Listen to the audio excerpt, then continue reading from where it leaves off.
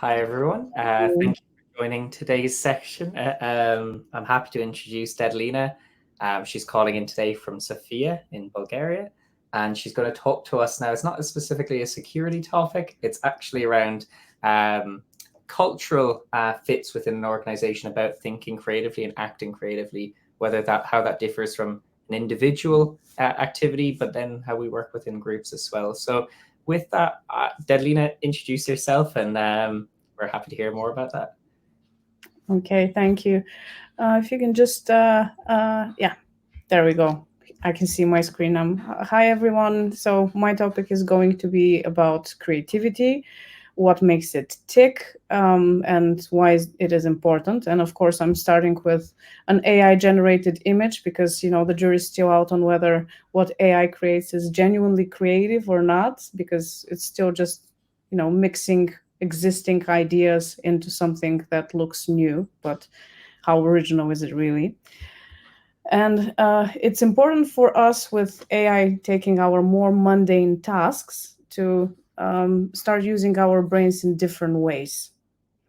So, a little bit about me. My name is Detelina Vasilieva. I'm Bulgarian. I have a bachelor in psychology, and I started working in IT back in 2006. But I've continued to be very interested in psychology and have read tons of stuff about it, which is why I'm coming to this conference with a topic like that, which is making the link between psychology and how it can help us in an IT environment. I'm a co-founder and chief operating officer at Helixiora, a data and AI company, and a fractional chief operating officer at Altered Carbon that is developing an AI-powered digital nose, a very exciting technology that can smell things like mold, bacterial infections, gas leaks, and so on. So the agenda for today is first, of course, definitions. What is and what isn't creativity? What is the climate where creativity grows? We're going to talk about the two modes of operation of our brains, open mode and closed mode, and then a few principles about creativity, because creativity doesn't like rules. So we're going to talk about principles instead. And then we're going to discuss how innovation is different and how is it more than just creativity. So what is creativity? If you want, you can put in your own comments in the chat. If not, the definition is to come up with something original. And here is where a lot of people assume that creativity is a talent, when in fact it is not a talent. It is a way of operating. So being creative is not about being talented in the arts and crafts space. It's about being able to use your brain to come up with new and original ideas. And why is this important? Because we live in a world where this is coming out this year. There's been 10 Fast and Furious movies. The movie and the music industries keep banking on whatever worked the previous year, invest money in remaking the same old crap. Another big movie from last year, Barbie, which is, while potentially an original story, it's still banking on an existing fan favorite character. And another big movie last year was The Little Mermaid, which is, again, very familiar character, tiny tweaks here and there around the story to make it seem more original. And when I went to a dance class last year, one of the younger people there said, "Oh, let me play you guys some music." And what did he play? California Love, a track from the 90s. I am going to be 38 years old this year, and I've been listening to this for a generation now. And it feels as if we've sort of silently agreed with each other to not make anyone uncomfortable by making or saying or playing something that they haven't experienced before. Just if you listen to the radio, it's the same old songs. If you watch movies, it's remakes and sequels and all of that. And we do that with technology as well. So it's important if we want to get somewhere new, to learn how to do things differently. So what does it mean to be creative? It feels like being calm, playful, brave, and curious. It's about connecting with your inner child and doing things not the way you're supposed to do them, not with a particular purpose, but just playing around and seeing what will come out of it.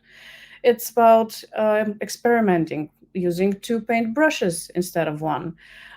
It's about pushing the limits of what is generally considered the right way of doing things. For example, I'm not going to paint on just the paper. I'm going to paint on myself, my skin, and my clothes as well. Maybe I'll paint with my fingers. Maybe I will use the wrong color for the sun. It's about being open and playful and experimenting. And work is often the exact opposite because it's very purposeful. You have a list of tasks that you need to do. You have to be productive. You have goals that you need to meet. And it can feel frustrating and stressful and tense, which is the exact opposite spectrum of emotions than those that you need for creativity. So, what is the climate for creativity? Let's start with inspiration. Inspiration can come other than just by setting the stage, by being more playful and open. It can also start with borrowing an idea that you already like and cleaning your head from old ideas to make room for new ones. So one thing that sometimes works is to try and imagine what someone else would do in this situation. One of the problems with being creative is that our imagination is limited by the current reality.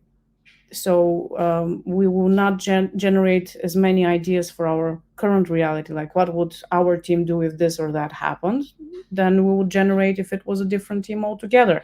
Because for our team, we would be like, well, this wouldn't work because we don't have a person who can do that, or that wouldn't work because we don't have the money for this. So you have to completely let go of all of the constraints and all of the ideas of how things need to be done at the moment to be able to get inspired to do something new. And of course, borrowing an idea you like, we've heard that before. Good artists borrow, great artists steal. You start with something that you already like and you start working on it. And if you work at it long enough, it's not going to resemble what you started with soon enough. So it's going to be much more of your own idea. Now, the space and time for creativity to flourish requires no distractions. So you have to put your phone away.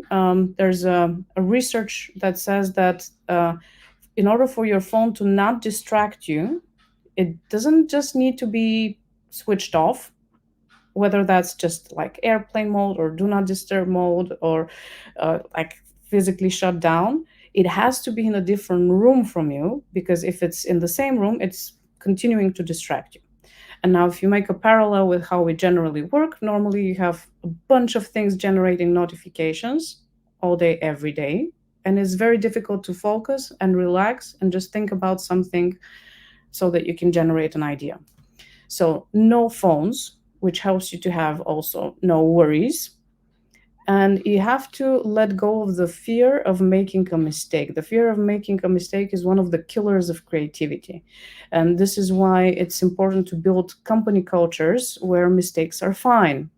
And it's okay for people to make them. And then you just play. So if you first try this and maybe set like an hour to sit down with yourself, no phone, no computer, maybe just paper and a pen to sit down and think about things, what you're going to notice is that, similar to attempting to meditate, a lot of new stuff is going to a lot of stuff is going to pass through your head. Things like, oh, I forgot to call this person. I need to send an email to that person. I really need to pick up the delivery later today. So it's going to be nothing like you clearing your head and just immediately you're getting creative.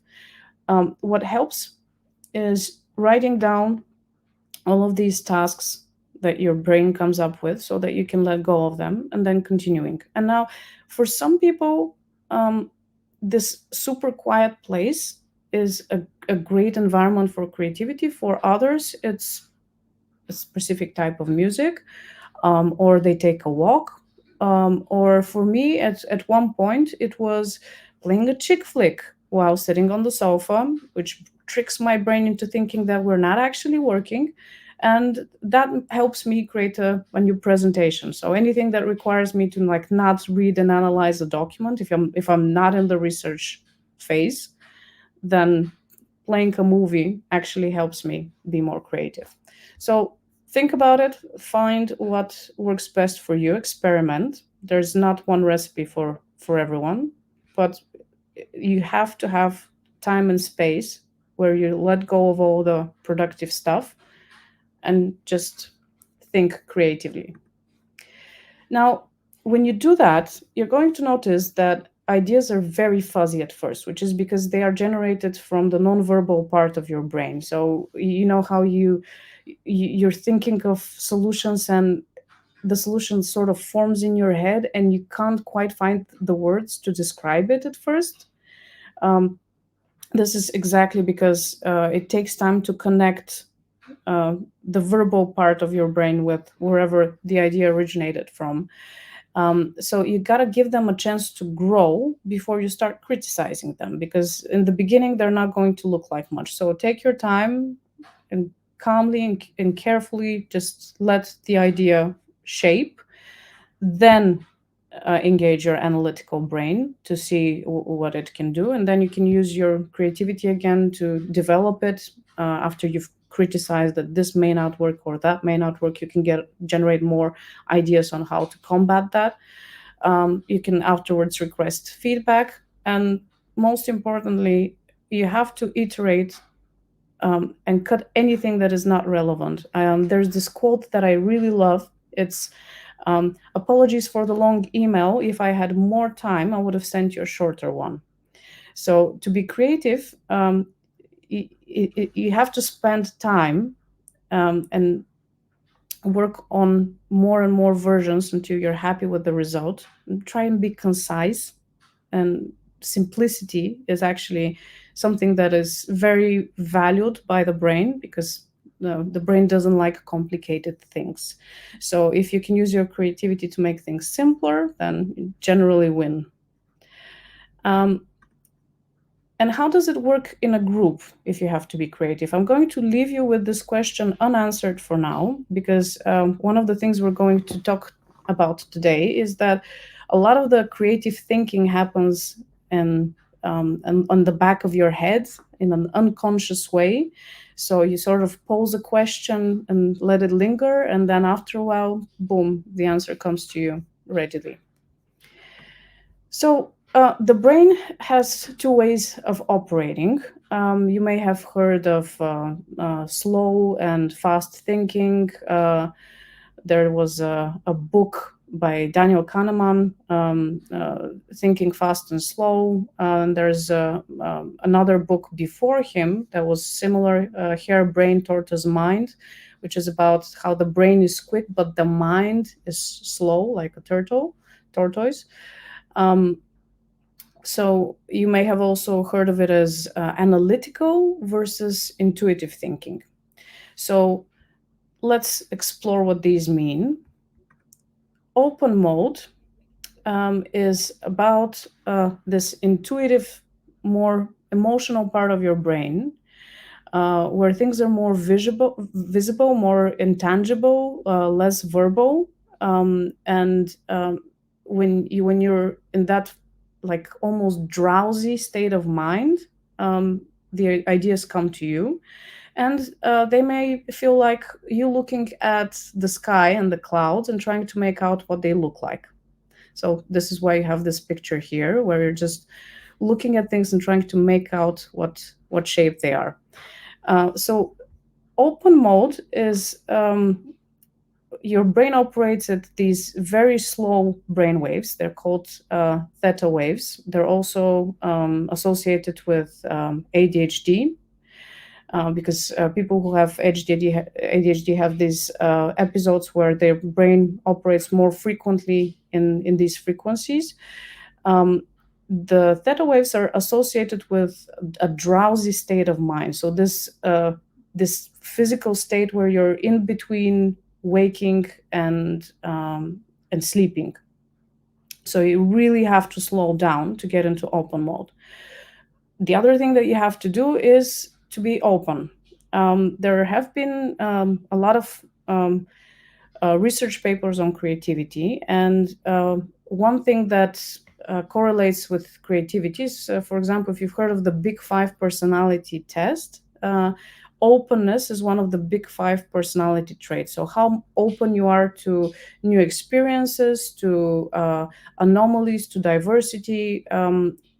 So to be creative, you have to like literally open your mind. Anything is fine. Anything can happen.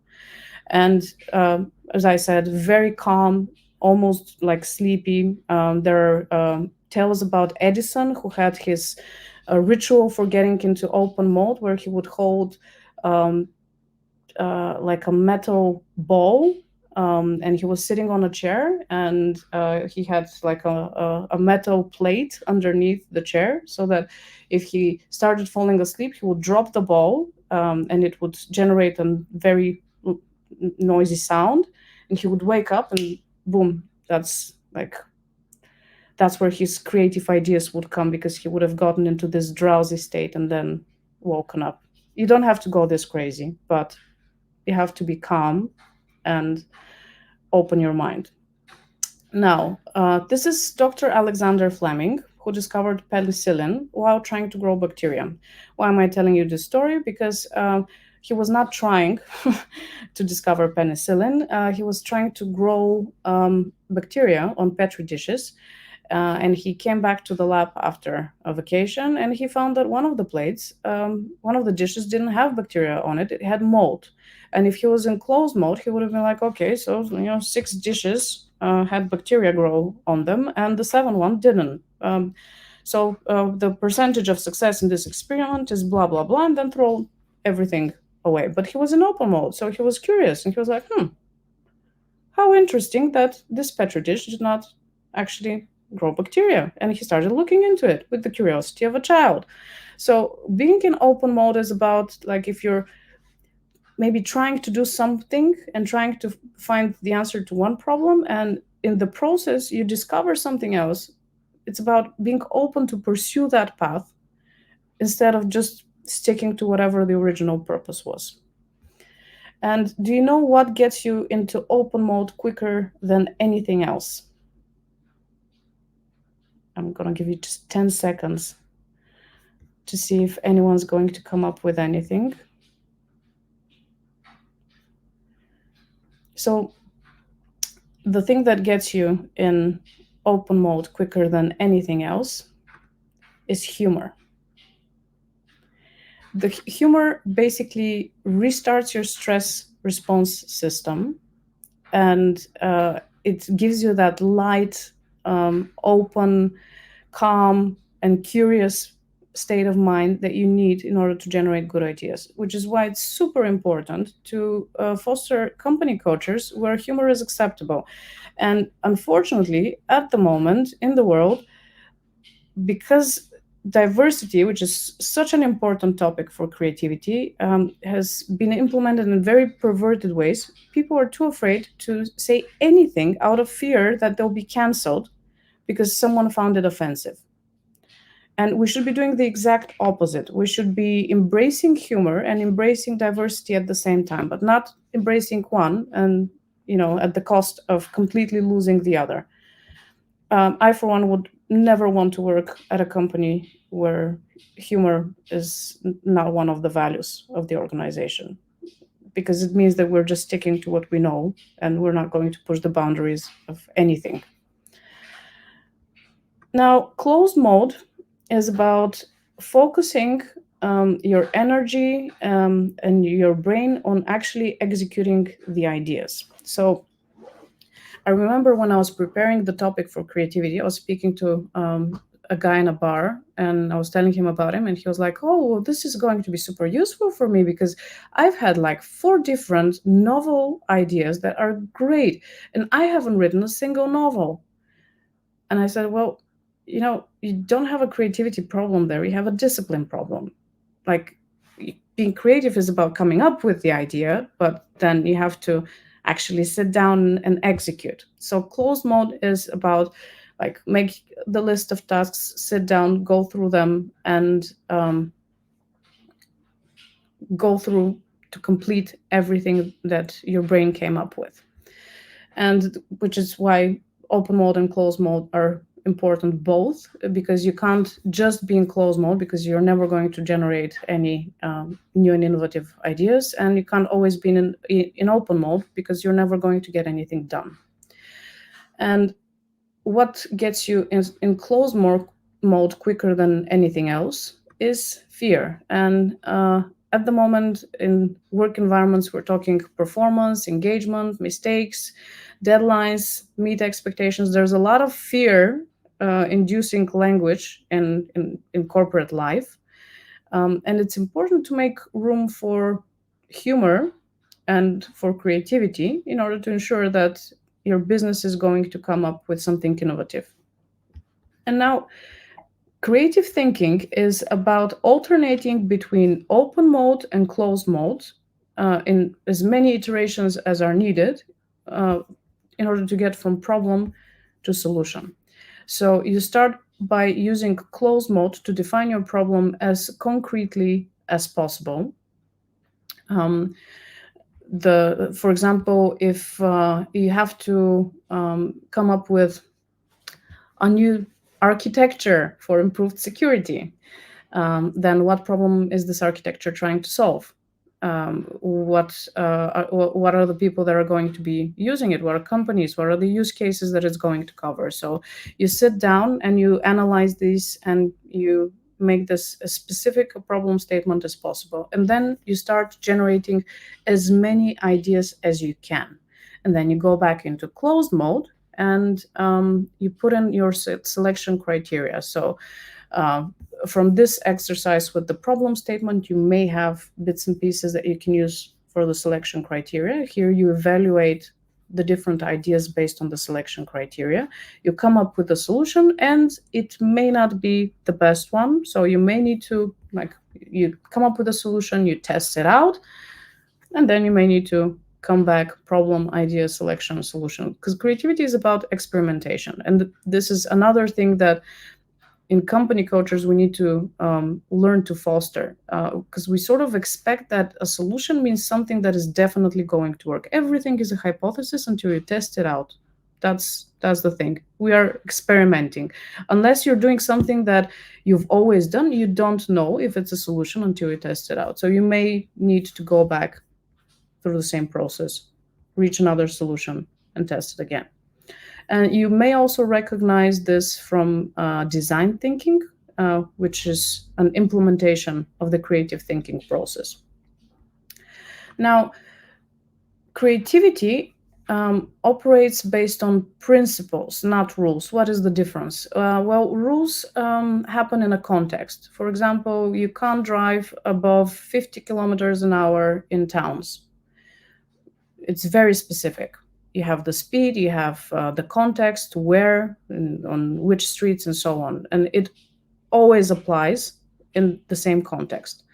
Principles, on the other hand, are a lot like tools. For a specific problem, you may need a wrench, and for a different type of problem, you may need a nail. So principles are like tools that you use, and the tool that you decide to use in a particular situation will depend on the problem that you need to solve. So it's not one size fits all. Principle number 1, we can only be creative about things we know well. Now, we discussed that creativity is not talent.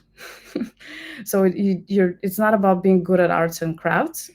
But if I was asked to do a project on data and AI in the healthcare industry, I'm going to need to learn a lot about the healthcare industry first before I can do something that's original or effective for that matter. So before you even start, think about how much you know about the topic. And this is also very important for when you do creativity in groups. I was once in a meeting with a team that was organizing a conference. And the organizer asked us, how do we do the sponsorship packages? None of us had any experience whatsoever about sponsorship packages. And she turned to a 16-year-old intern and asked her, what do you think? What are your ideas? And she just shrugged, like, I'm 16. What the hell do I know? So if you want to be creative in a group, like, you have to make sure that you're putting a problem in front of people that they have enough context and understanding on. Otherwise, you're going to be like, well, did I engage everyone into the problem solving process? Yes. Did I ask everyone for their opinion? Yes. It still didn't work. So do your research, and also allow people time to do their research if you want them to participate in a creative problem solving process. Principle number 1, kill the lead character. What does this mean? When you start, let's go back to the architecture that you're creating for improved security. Let's say you start working on that problem and you have a pretty decent draft and you're very happy with it. And then 2 days later, you find new information that shows that there's actually a better way of doing this. A lot of people make the mistake of sticking to their first idea because they've already designed the solution, they've already created the diagram, they've even written 10 pages of documentation for it. So there's too much effort involved to pivot into some other idea and erase what you've done and do that new thing that you came up with. And it also has this thing where it may feel like a failure if you delete your own work, but it shouldn't, because let's look at the example of Slack. I don't know if you know this, but Slack, the company that created Slack, was originally creating a game, and it wasn't working out. And they still had some money, so they sat together and were like, okay, what can we do? How can we pivot so that we can spend the remaining money and still make a profitable company? And that's when they decided that they're going to be using the communication tool that they developed for the game as, this is the product that we're going to create. And if they hadn't pivoted, then there wouldn't be $1 billion company that they are now. So always check if it's the right time to kill the lead character. Again, this is a principle, not a rule. You don't have to always kill the lead character, but be ready to do that when new information presents itself and convinces you that it's a good idea. Because one of the most dangerous phrases in the language is, we've always done it this way. The brain likes familiar territory, it doesn't like new things. And that's every brain, mine, yours, everyone else's. So you have this unconscious bias that you're not going to like the new thing better than you like the old thing. Fight that, kill the lead character. Principle number 2, you're going to love this. Original people procrastinate. Why? Because it's very important to learn to live with the tension of not being ready for as long as possible, because as we know, some of our best ideas come after we've slept over them, come to us as we're taking a shower, not actually actively thinking about the problem, or we're going out for a walk.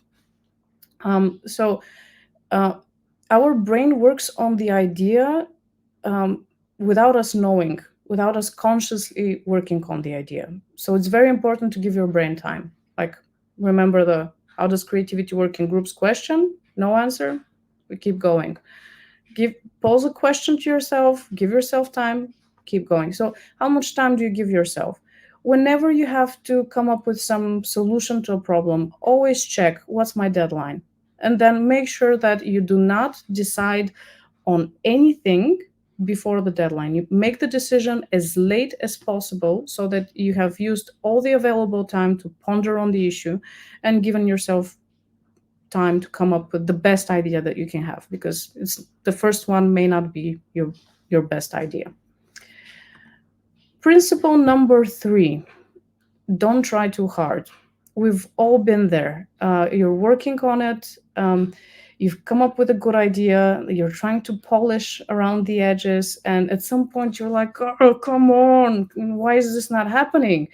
And you're all of a sudden trying too hard, which means you're stressing about it. And you're putting a lot of frustration maybe, and too much purpose into the whole exercise, which is the exact opposite of what the creative climate entails. So you have to just stop what you're doing, get out of there, either break tension with a joke, or as we used to do back in the days when people went to offices, go out and play. Playing reminds the brain about being less purposeful, about being open and experimentative. So it's a very good thing to have something to play with in a work environment. And I think it's very important for remote first companies and for hybrid companies to think about how they implement playing into work processes and practices, so that people can let go of the tension and get out to play a little bit, so that they can come back with their fresh idea. And also think about time tracking. If you ask employees to register 8 hours of work per day, they're either going to lie, or they're going to stress about what to put in there, because they actually left 2 hours early, went out for a walk, came up with a solution to the problem as a result of those 2 hours, but they weren't actually at their desk or online, so they weren't actually working. How do you register the creative process in a timesheet? Now, there's another 40 principles of creativity that a team of Russian scientists came up with as they researched, I think, 2,000 patents, and they analyzed what are the most common denominators of these patents. What are the things that people did that resulted in this innovation? And it's things like segmented, take part of it out, create a local quality as opposed to trying to apply the quality to everywhere. If it's round, if it's square, think of it as a sphere. If it's a sphere, think of it as a square. And try to transform the face. It's very interesting research. You can look for TRIZ and the 40 principles, see if maybe this can help you, even though it's mostly for hardware stuff, but it could also be useful for software engineers. And maybe try and apply some of them too. So, why is innovation more than creativity? And what's the difference between innovation and creativity? Creativity is something that you can do individually, whereas innovation is something that requires a team. So if we look at this robotic arm, for example, there was a firmware engineer involved, a machine learning engineer, there are industrial design people, manufacturers, and so on. To do innovation, you need more than one brains. So you need more people of different roles and perspectives to work together so that they can innovate. And now we're finally going to give an answer to how creativity works in a group. One thing that is a very common mistake in company meetings is if you're well, first, they're mostly operational. There may not be even meetings where you're trying to get people to be creative, but if you are, one of the mistakes is that everyone participates and there isn't a moderator to keep track of time and to help people move between open and closed mode. So always have a moderator. Then the next thing is to create psychological safety, which means people should be allowed to give ideas without the fear of judgment or criticism. And here is another very common practice that is counterproductive: brainstorming. When people generate ideas verbally, the first idea people say out loud is going to sway other people in the audience to give similar ideas. Also, people, when they voice an opinion, when someone hears it, that someone feels obliged to comment on it. Oh, but this is never going to work because, and then you get fewer and fewer ideas as opposed to more and more ideas. So, for example, Japanese people, in Japanese companies, there's a principle of asking juniors to share their ideas first, and Jeff Bezos also does that. My personal preference: have people write ideas down, use something like Slido or Post-it notes, have them write their ideas in paper, and then work in a group to discuss and present those ideas. But also, if you have people talking ideas in a group, chances are it's not going to be very creative. Also, because if one of the first people to speak is the highest paid person in the room, people are just going to go with whatever they say, and they're not going to want to contradict that. And sometimes the exact opposite to what they said is going to be the best solution. If you see that people are trying too hard, break tension with a joke. It's something that Hitchcock did back in the day, and I've also heard interviews with Elon Musk where he mentions, like on the SpaceX team, when they were hitting a roadblock and couldn't figure out how to do things, he would just ask the weirdest questions, like, what if 200 years from now we're living on Mars and this happens? And people are like, what? Like, focus on what we're doing. Like, we have to be productive here. But people, if they get into this trying too hard mode, you have to get them out of it and open their mind and get them out of the problem and the productivity phase and just into experimenting and open stage. Another thing to be very mindful of when you try creating meetings where people need to be creative, people will start obsessively talking about the problem as opposed to looking for a solution. So time box it. Tell them, look, your brain likes problem territory because it's familiar territory, but we're here to generate solutions. So always, like, just 10 minutes on the problem, the rest of the time on generating ideas. For everyone to participate is very important. So this is why written down really helps. And you have to invite people to challenge the facts, which means, for example, if we're doing things a particular way as a company at the moment, make an exercise of challenging that. What if from tomorrow we're not using a ticketing system to support our customers?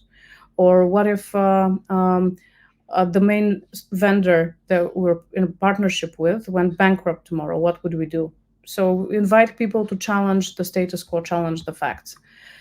Be very aware of others. People are different. Extroverts talk a lot more freely than introverts. Introverts tend to need a little bit more time to process information before they can generate ideas. So again, make sure you prepare group activities so that people have enough time to get familiar with the topic and they can just come and generate ideas, not just come and listen to the information that they've heard from the others.